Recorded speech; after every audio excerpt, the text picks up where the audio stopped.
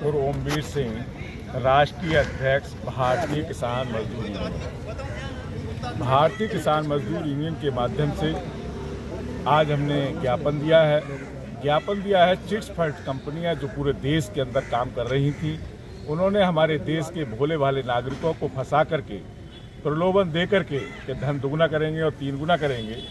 इस तरह से तमाम लोगों का, जो हमारे देश के अंदर लगभग 42 करोड़ जनता इस चीज़ से प्रभावित है। इस समस्या को देखते हुए भारत सरकार ने एक कानून बनाया जिसका नाम दिया गया बर्ड्स एक्ट 2019। उस बर्ड्स एक्ट कानून के अंदर ये प्रावधान था कि जितने भी निवेशकर्ता हैं इस देश के अंदर, जनपदों के अंदर, उन सबका डाटा एकत्रित किया जाए। तो उसके संदर्भ में पहले भी हम लोगों ने जब यहाँ पर उस एक्ट को आंशिक अनुपालन तो हुआ, आंशिक अनुपालन ये हुआ कि जितने भी निवेशकर्ता थे उनका डाटा यहाँ पर एकत्रित कराया गया। आप सब लोगों के संज्ञान में होगा कि कई महीने पूर्व पूरे जनपद का जितने भी निवेशकर्ता थे, चाहे वो छोटी कंपनियों के थे, बड़ी कंपनियों के थे, सब उस बर्ड्स एक्ट में लिखा हुआ है, उस कानून में, कि किस तरह से क्या होगा।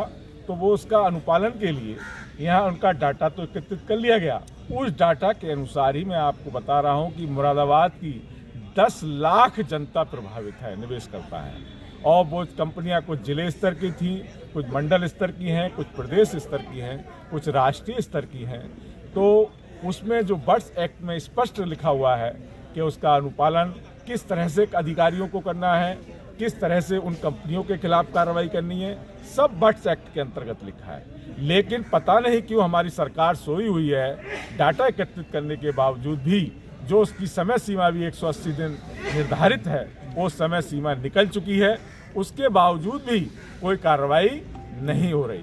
चाहे सत्ता पक्ष हो या विपक्ष हो, सरकार के या विपक्ष के लोग धार्मिक या जातीय मुद्दाओं पर तो बातचीत करते रहते हैं, बड़े बड़े मुद्दे उठते हैं इस देश के अंदर।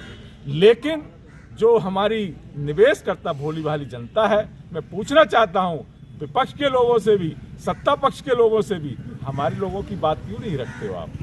क्योंकि सत्ता पक्ष भी चाहता है कि इस तरह की जो बेफजूल की बातें होती हैं, कई छोटी छोटी बातों को, उन विचारों में ही लोगों को घुमाते रहते हैं। आज की राजनीति बड़ी दुष्प्रभावी चल रही है, गलत ढंग से चल रही है, और बातों में उलझाए रखेंगे, उसी का जवाब विपक्ष भी देगा।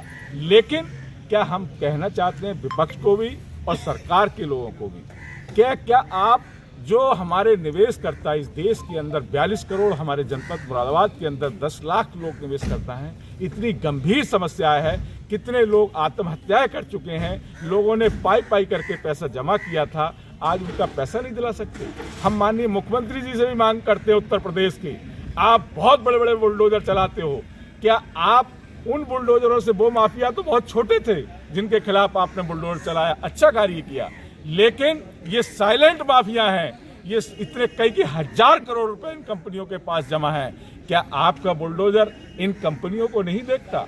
तो हम मांग करते हैं माननीय मुख्यमंत्री जी से कि बुलडोजर चलाने का सेंस, इन द सेंस है हमारा कि इन कंपनियों की संपत्ति को नीलाम किया जाए, इनकी संपत्तियों को नीलाम करने के माध्यम से या अन्य जो भी स्रोत हों उसमें कानून में लिखे हुए हैं, उनका अनुपालन से हमारे निवेशकर्ताओं का पैसा वापस दिलाया जाए। और यदि इस कानून का शीघ्र, हम कई बार ज्ञापन दे चुके हैं, यदि अनुपालन नहीं हुआ तो 1 आध महीने के अंदर भारतीय किसान मजदूर यूनियन अनिश्चितकालीन अनशन पर बैठने के लिए भी मजबूर है।